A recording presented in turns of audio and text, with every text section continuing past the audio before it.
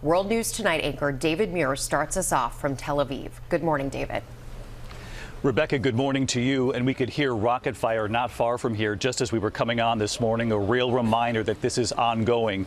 Israeli Prime Minister Benjamin Netanyahu making it very clear here that Israel is at war after this sweeping, coordinated and brutal attack 48 hours ago, the likes of which they have not seen here in 50 years. Hamas militants going from town to town here in Israel, door to door, killing indiscriminately. And where they didn't kill, they took hostages, mothers and their children. This morning right here, you're going to hear from a young man who told me he recognized his own wife in a video. And now he hopes she and his two young daughters come home alive. This morning, the death toll rising here in Israel as Prime Minister Benjamin Netanyahu now warns this could be a long and difficult war after a brutal surprise attack not seen in Israel in 50 years. These terrorists have one goal in mind. It's to slaughter as many civilians as possible. The crisis breaking out just after dawn Saturday, when a complex and highly coordinated attack by the militant group Hamas began an assault by land, sea, and air.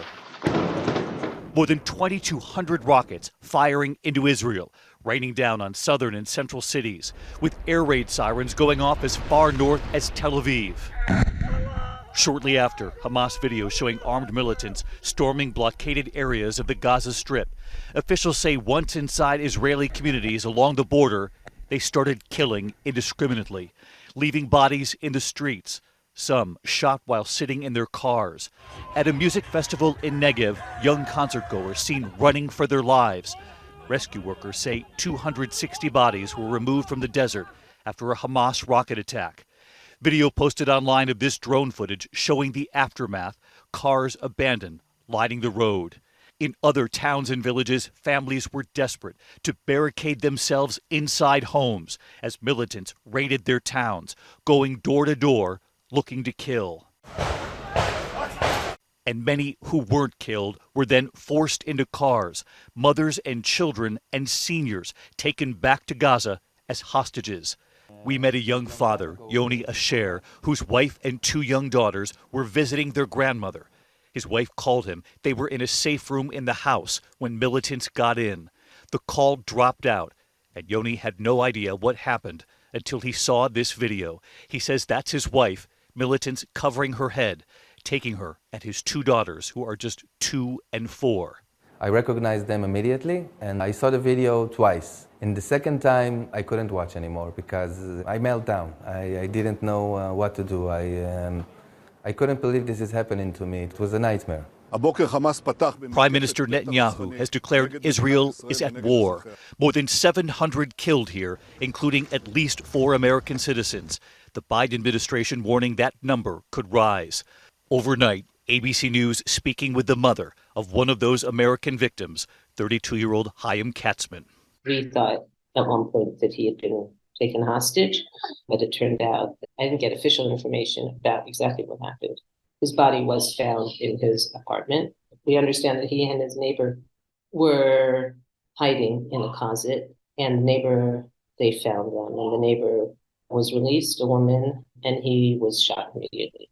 Now his loved ones left grieving, remembering a son, a colleague, a friend. You know, getting so many messages from people who worked with Chaim or who knew him or who met him during their travels, and how warm he was, how open. He was a very accepting person and very loyal friend, good sense of humor. He took things in stride. And new questions this morning about why Israel's intelligence, long a source of pride here. How did they miss this? The worst assault since the Yom Kippur War in 1973.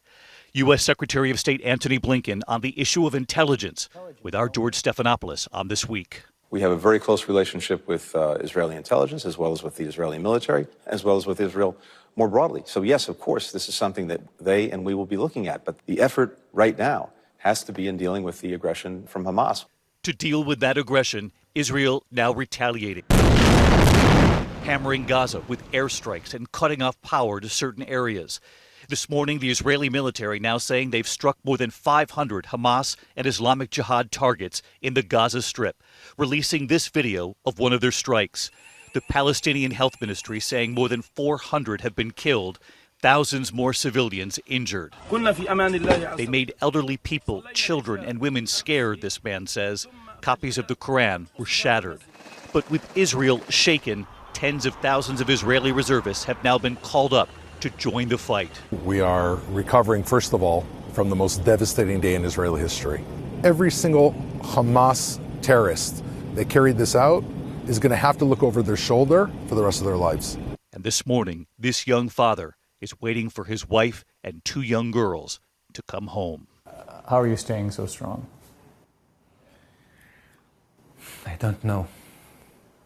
I guess when you're a parent, you have no choice. Incredibly moving to be with that father in his home, and you think about that young dad who's waiting for word on his wife and 2 young daughters, and you have to recognize that he's just one of so many families waiting for word on these hostages that were taken into Gaza. The Israeli Defense Ministry saying just moments ago, declaring a total siege of the Gaza Strip. No power, no water, no electricity. They say they're dealing with barbaric terrorists and that we will act accordingly. And Rebecca, you heard George say at the top of the broadcast here this morning, this is Israel's 9/11, and that is exactly what I've heard here on the ground the moment we arrived here from Israelis approaching us. I heard it even before we got here on the flight over from New York City, people approaching me on that flight saying the scope of this attack over the weekend has been just devastating. Rebecca? Absolutely devastating and truly horrific. Thank you, David, for covering this for us, and we know you'll continue to cover it throughout the day for ABC News and all the latest developments, as well as on World News Tonight. Thank you. Well, hey there, GMA fans. Robin Roberts here. Thanks for checking out our YouTube channel. Lots of great stuff here. So go on, click the subscribe button right over here to get more of awesome videos and content from GMA every day, anytime. We thank you for watching, and we'll see you in the morning on GMA.